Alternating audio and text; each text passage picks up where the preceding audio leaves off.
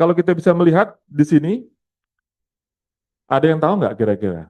AI itu ditemukan tahun berapa, Pak? Ada yang tahu nggak kira-kira? Kemarin sore, di atas 2000-an, 90-an, 80-an, tahun berapa kira-kira? 56. Oke. Mbak, bayangan Mbak, Gen Z? Gen Z, asik nih, kita bergenerasi. Saya X, jelas lah, saya generasi X ya. Tapi kita nggak terlalu mentomi generasi, tapi view perspektif asik nantinya. Menurut Mbak Lia, tahun berapa AI itu ditemukan? 2000-an, versi Mbak adalah di 2000-an. Kita jawab ya.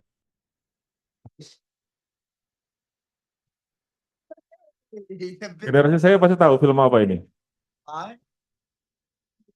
Ada yang tahu film apa? Take a look at that little business proposal of mine. I don't know. What are you afraid of? Mas, lampunya bisa dimatiin nggak? Sesuai skenario. Doesn't work, Needles. I could get fired. It's illegal. I mean, what if the jits is Asik. bothering, huh? That shit's will never find out. Oh. Filmnya apa kira-kira? Mbak tahu filmnya nggak? Kenal Michael J. Fox nggak? Ini generasi saya banget tuh Michael J. Fox gitu ya kenalnya. Tua banget saya, harusnya sih nggak tua-tua banget sih. Ini Michael J. Fox dia pakai wajah waktu itu. Nobody calls me chicken needles. Nobody. All right. Oke, saya back sebentar. Itu film Back to the Future tahun 85. Belum lahir kan, Mbak? Saya kelas 5 atau kelas 6 SD. Lupa saya, kelas 4 atau kelas, ya masih SD lah. Ya, saya sudah di Jakarta waktu itu. Film tahun 85. Udah ada Zoom, Pak. Betul ya? Itu Zoom, Pak. Tar dulu, Pak. Itu Zoom, Pak. Mereka ngobrol, Pak. Dia ngobrol. 85 film ini dia ngobrol. Tar dulu, perhatikan tulisan di dalam TV ini, Pak. Usia 47, alamatnya di sana, sukanya buah-buahan, kok dia bisa nebak itu? Doesn't work, Kita Needles. lihat. Tahun 85. It's illegal. I mean, Kita tulis baca tulisannya. Birthday-nya tanggal sekian lahir, address-nya di sana, istrinya ini, kemudian anaknya ini, nanti ada kesukaannya ini, ya, kesehatannya ini, hobinya ini, olahraganya ini. Belum ada handphone. nobody. Belum ada handphone, Pak. Chicken needles. Apa yang Anda bayangkan di sana? Ternyata Zoom-Zoom, ini film 885.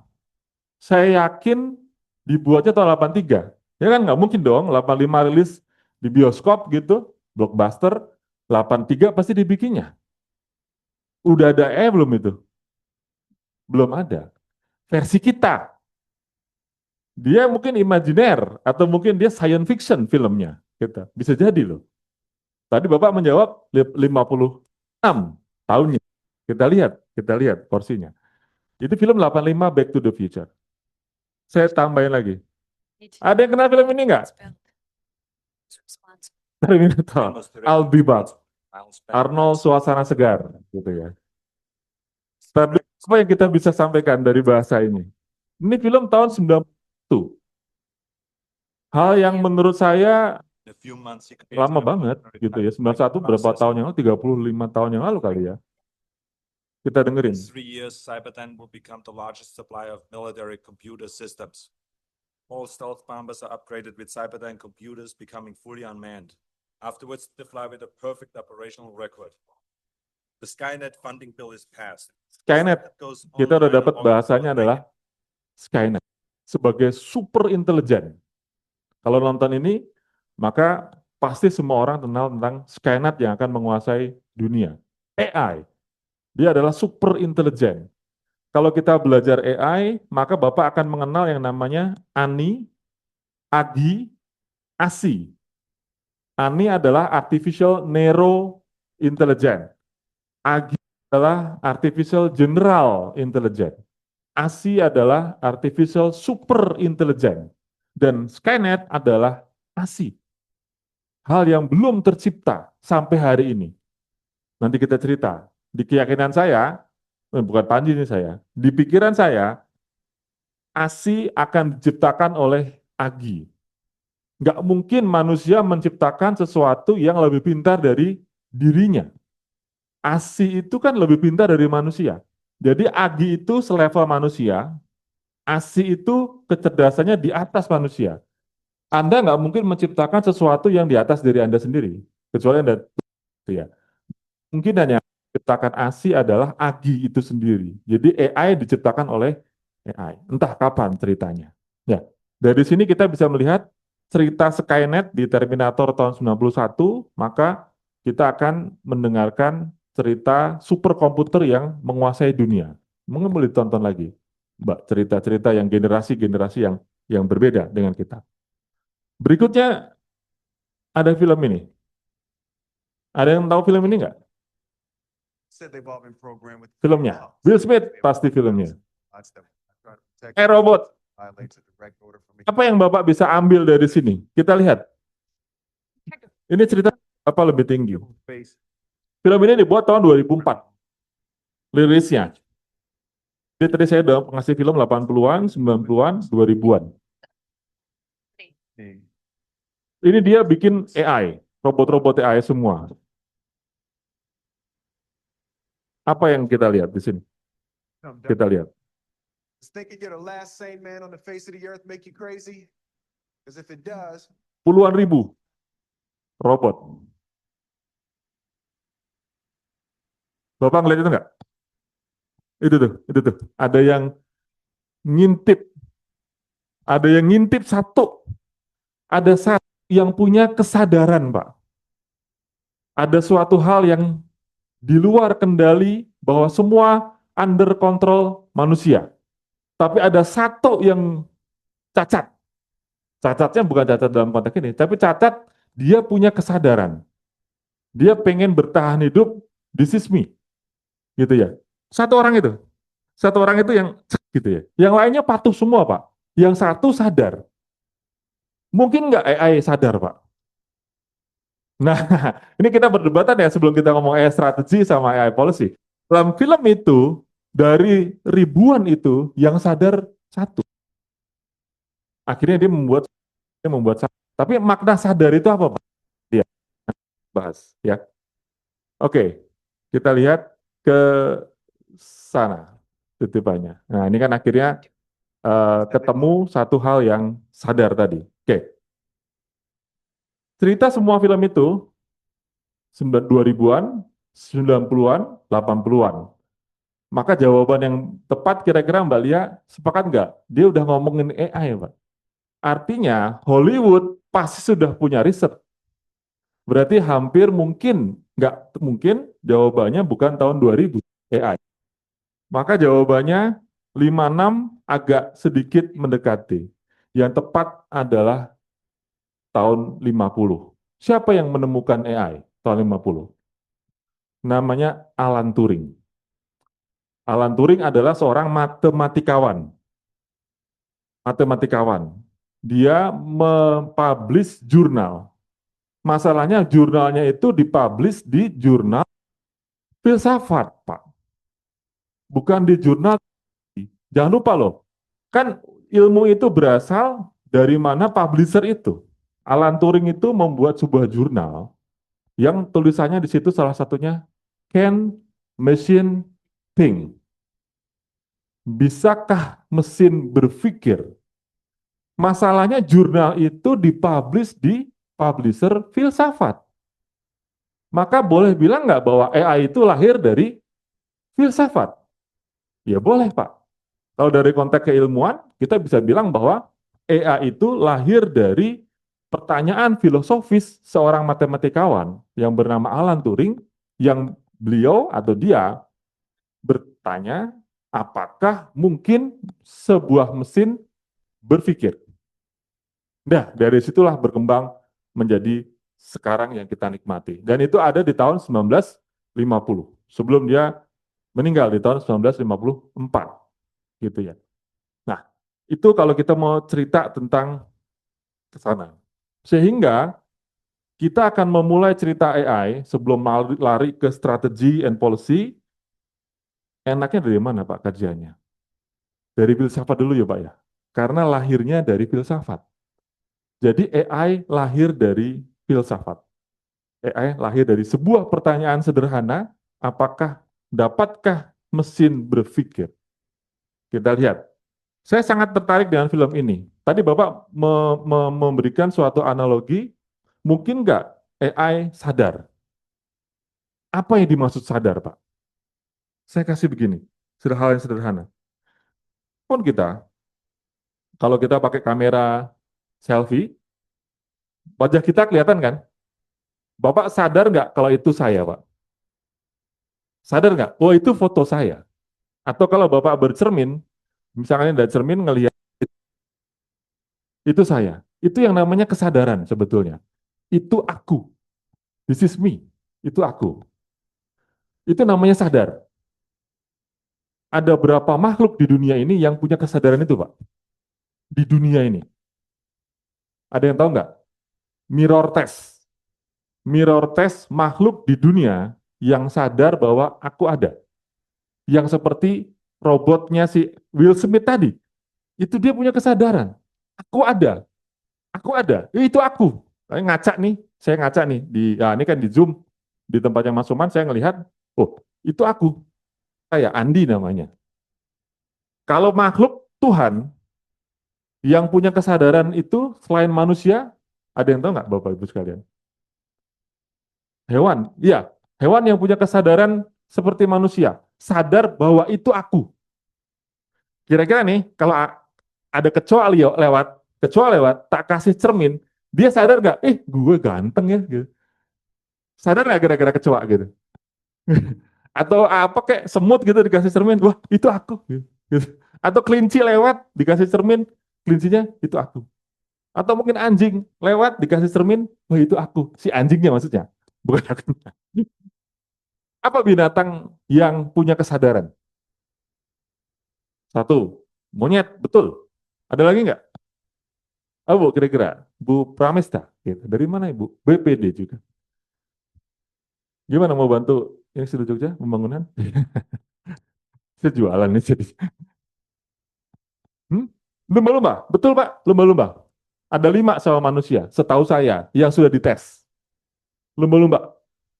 Kalau lumba-lumba ngaca, nih Bapak kita nonton di Ancol, atau di pertunjukan-pertunjukan nih, kita nunjukin kaca gitu, nunjukin kaca, lumba-lumba tahu bahwa itu aku. Mau dikasih nama apa kayak sama dia, sama mamanya gitu.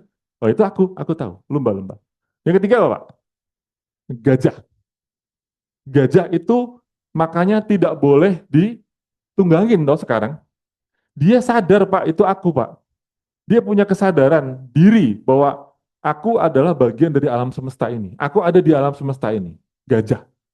Anjing nggak ada Pak. Udah dites Pak. Bukan nama saya Pak. Bukan nama saya. Udah dites. Namanya mirror test Pak. Ya, mirror test. Gajah. Terus yang keempat orang hutan masuk kategorinya. Burung. Burung nggak semua burung. Burung gagak, betul Pak. Jadi hanya burung gagak yang punya kesadaran diri pas ngaca, wah ini gua nih, gitu ya. Wah jelek juga saya, nah, gitu. Nah, hanya ada 5 itu kesadaran. Kira-kira AI itu tuh pas dia ngaca, dia sadar nggak? Wah gua. Itu maksudnya kesadaran sebetulnya. Kira-kira dia bakal begitu nggak, Kak? Gua. Itu aku gitu. Dia punya itu nggak kira-kira? Itu yang namanya kesadaran sebetulnya. Kesadaran. Ya, kita nggak tahu, kita nggak tahu masa depan seperti apa. Tapi itu makna dari kesadaran bahwa dia menyadari bahwa aku punya eksistensi di alam semesta ini. Aku ada, aku hadir. Makanya dia diintimidasi sama Will Smith, ngeles dia, karena dia merasa ada. Diintimidasi, lo gitu kan, itu kan dicaci maki lo gitu kan. Jadi, nah gitu. Nah itu maksudnya. Berarti ini adalah sebuah kesalahan produksi bahwa mesin ini punya kesadaran. Nah, saya balik karena AI lahir dari filsafat. Jangan lupa loh, Alan Turing, publishernya adalah filsafat dengan can mesin think-nya, maka kita perlu bicara dari konteks filsafat ilmu. Tapi nggak sejalan itu, Pak. Kalau kita ngomong ontologi, epistemologi, sama aksiologi. Tapi saya nggak ngebahas itunya. Ini penting, Pak, supaya Bapak Ibu kesananya lebih memahami. Karena kebanyakan yang Bapak pahami, AI sebagai tools, AI sebagai ChatGPT, atau AI sebagai enabler, itu adalah sebuah epistemologinya. Tapi sebetulnya apa AI itu, Pak? Sebetulnya apa AI itu? Kita coba cari ya, Pak ya. Sedikit aja, sebelum kita ngomong strategi, manajemen, governance, policy. Tapi kalau Bapak nggak memahami apa itu AI dalam konteks ontologi ya Pak ya. Epistemologinya kan macam-macam Pak ya. Mau ngambil dari arah tools, mau ngambil dari arah apa namanya, enabler, dari arah sebagai perangkat dan sebagainya, Bapak bebas-bebas saja. Apa itu AI? Ya, saya kasih cerita seperti ini. Mengalami banyak masa, karena saya berusia seperti itu ya. Tapi perhatikan, Bapak di rumah punya mesin cuci nggak? Istrinya atau anaknya atau Bapak sendiri punya mesin cuci. Bagaimana cara mengoperate mesin? Ada yang tahu?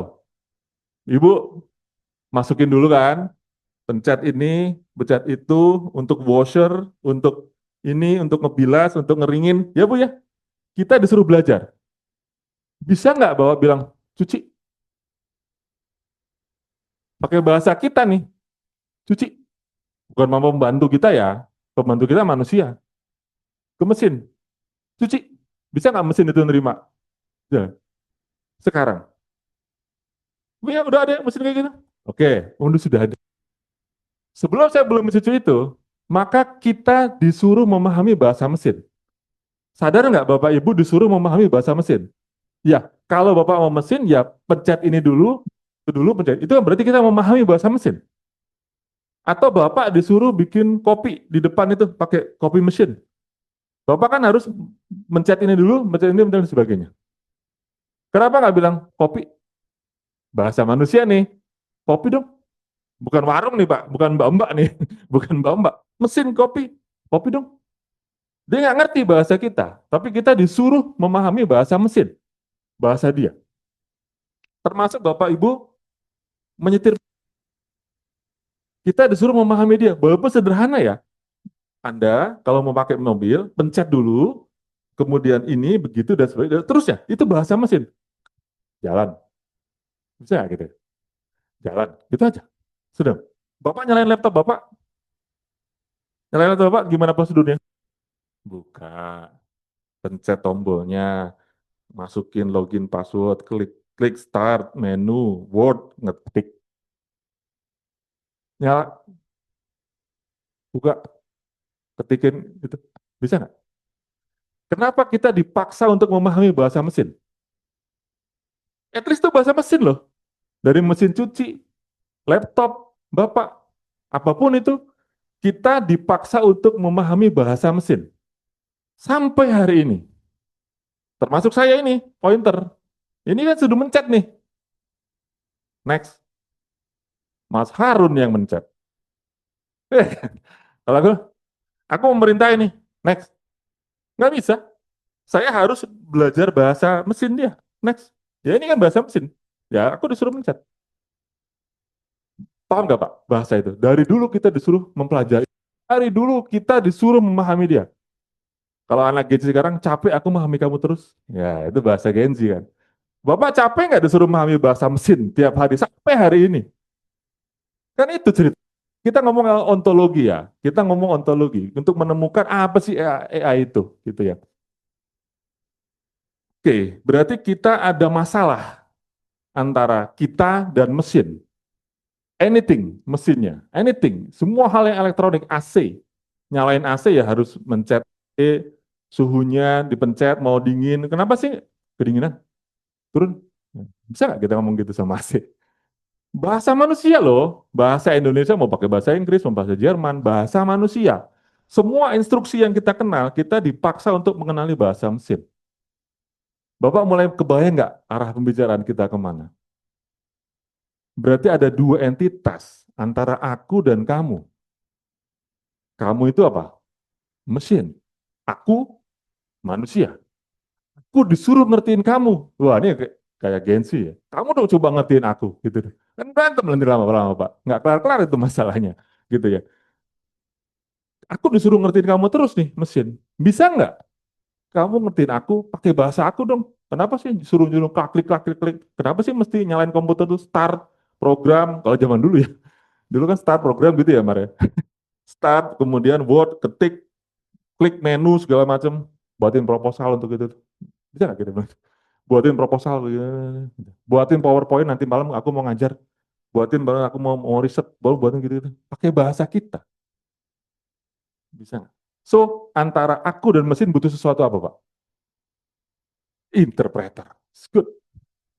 Interpreter. Butuh interpreter. Butuh penerjemah.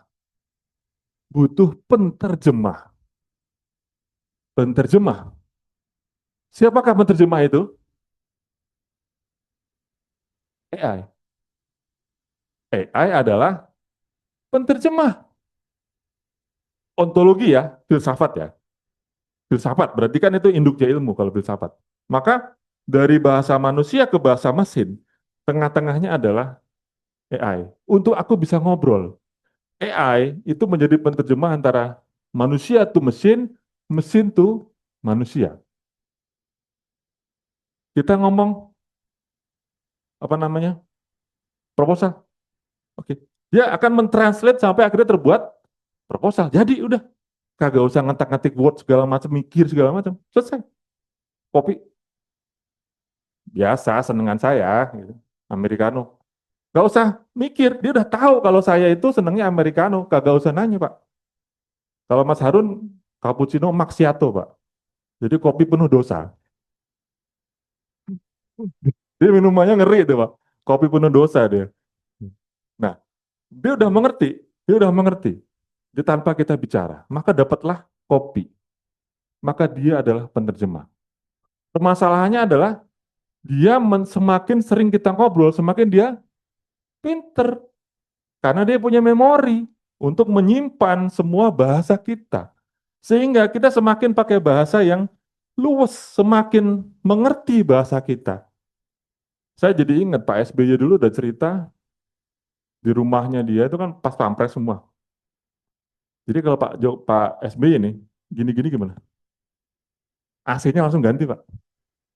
Pak SBY nggak ngomong. Ini cerita beneran. Jadi Pak SBY lagi nonton TV gitu. Terus dia, aduh, oh udah Pak, terus langsung ganti AC Pak semuanya Pak. Ini cerita bener. Berarti kan dia bisa menerjemahkan maunya Pak SBY. Padahal Pak SBY mungkin begini-gini, kancingnya kekencengan kali ya. Tapi dia sudah berinterpretasi. Itulah yang namanya halusinasi kan.